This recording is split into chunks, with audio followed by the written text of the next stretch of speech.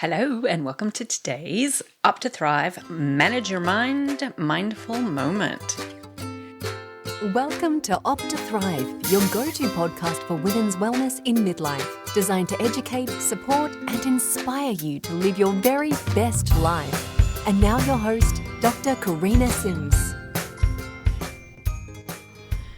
Today I want to talk about a common thought error, one that causes a lot of us a lot of suffering. It's called mind reading.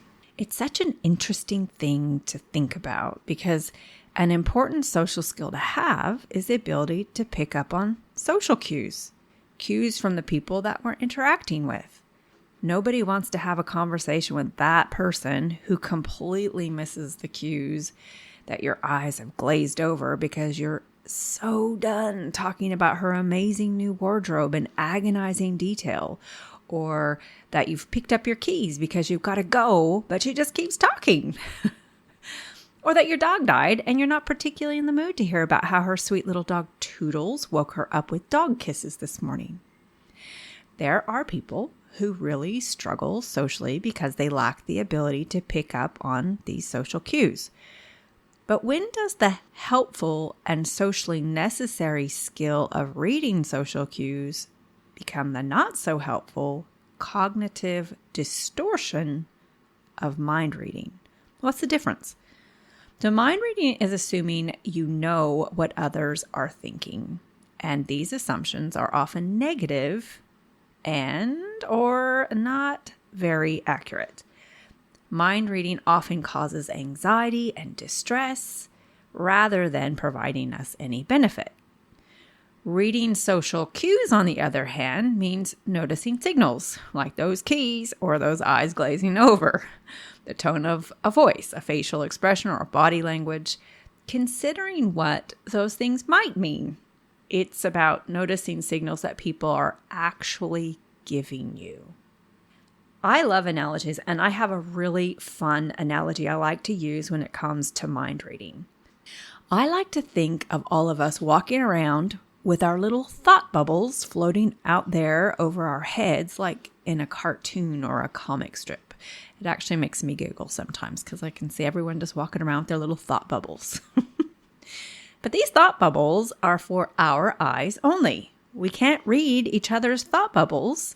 So when I catch myself thinking I can, I remind myself that I'm getting all up in that person's thought bubble and I'm really just making a bunch of crap up. Now, a great example of this is when my husband is stressed or frustrated or any negative emotion really, he tends to withdraw. And he spends a bit of time mulling over the problem internally before he's ready to mull over the problem externally. Now, I have what I like to call spidey senses when it comes to picking up on cues that people aren't happy. It really is a superpower, but maybe not such a great superpower sometimes. I've always thought that this probably came from growing up the way that I did, that I had to learn to read people from a very early age just to stay safe and survive, really. But then I had my son, and I'm pretty sure he has the same skill. He knows straight away if there's anything going on with me, he is onto it. Fortunately for him, though, he's very secure in himself and in his place in the world, so this doesn't turn into obsessing over what he's done wrong or give him full-on anxiety. He has a very healthy sense of where other people's problems stop and his begin, so he doesn't own other people's problems, and I absolutely love that. But this is a skill I personally have had to work on for many years, and I know I'm not alone because I see it all the time. So when I can sense there's an issue, from my husband's social cues, for instance, I immediately go into problem solver mode. I want to know what the problem is so we can fix it. And because he's not forthcoming with what is happening for him, because he often really needs some time to process things, like a lot of people do, I often find myself all up in his thought bubble, making all kinds of stories up for myself. I could even convince myself that he was mad that I didn't do something trivial, and that I can get mad because he's mad about something so trivial. Which I really have no idea if that's what it was even in the first place. And now we're both mad. Does this sound at all familiar to anyone else? Good for you if it doesn't. I have found that the solution for this issue is often something I mentioned in a recent mindful moment, and that's holding space. I do continue to work on holding space, and this is one of those areas that I really have to remind myself to take a step back, get out of his thought bubble, and just hold the space. When he's ready, he'll share his bubble with me. I also often tell myself on these occasions that it doesn't look real pleasant up there in that thought bubble. I don't really want to be there anyway, so how about I just get out of his thought bubble? One really great technique to use if you find yourself upset by something someone said, did, or didn't do, and you aren't comfortable having the conversation with them, is to do a thought challenge. First, you ask yourself, what are you making it mean? What stories are you making up? And then look for any evidence that it's true, and then any evidence that it's not true. And then look for an alternative reason they did, said, or didn't do whatever it was. So let's give you an example. I'm upset because she didn't respond to my email. Okay. Why? What are you making that mean? Well, I think she thinks I'm an idiot. Well, why do you think that? Do you have any evidence she thinks you're an idiot? No. Okay. Can you see any evidence that she doesn't think you're an idiot? Well, I guess she kind of does this to everyone. Okay. Well, then, does she think everyone's an idiot? Maybe. Who knows? Who knows? That's the bottom line, isn't it? Okay. Could there be any alternative reason she didn't respond to your email? Oh, heaps. Maybe she didn't see it, right? Maybe she got busy and just forgot to go back and answer it. Let's do another one. He didn't offer to help me. Okay. Well, what are you making that mean? Well, he thinks I'm not that important. Right. Do you have any evidence that he doesn't think you're all that important? Not really.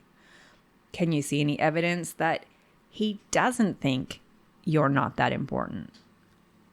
Well, yeah, he does lots of other things. Okay, well, could there be any alternative reason that he didn't offer to help? Well, yeah, maybe he was busy. Maybe he didn't think I needed it. Heaps of different reasons, right? So just by taking a second to challenge the stories that we make up in our heads, we can find a little clarity, a little breathing room to snap us out of it and see how we're all up in their thought bubble. We can avoid a lot of unnecessary anxiety and suffering by reminding ourselves to stay in our own thought bubble, where we do have some control and where we do know what the actual thoughts are. And frankly, sometimes even my bubble is not a bubble that I want to be in, which is why I have and I continue to do a lot of thought work. So friends, today I want you to watch for the times when you may be all up in someone's thought bubble. The first step is awareness. Once you realize you're in there, you can choose to quietly leave and close the door behind you. I hope you've enjoyed this Manage Your Mind mindful moment. And if you have, and you can think of someone else who might enjoy it, please pass it on. And don't forget to rate and review the podcast to make it more visible to those who might get something out of it too. Before you go, I have a little announcement to make for all you ladies out there who are wanting maybe a little bit of motivation in your nutrition and your exercise regimes, or maybe you're a lady who's been thinking, you need to get up and do it and get into some routines, but you're struggling maybe to get into some routines.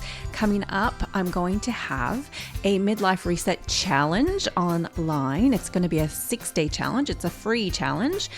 this is a perfect jump starter for you. We're going to do some educational things along the way. I'll do some live sessions where, talk about all the things that we're going to focus on from day to day. Small, achievable wins. That's what we're looking for to get you up and moving. Bring a friend, have some fun. We'll do a special little Facebook page, a private little page that you have to register to get into. So a supportive group of like-minded women, all there to do the same thing.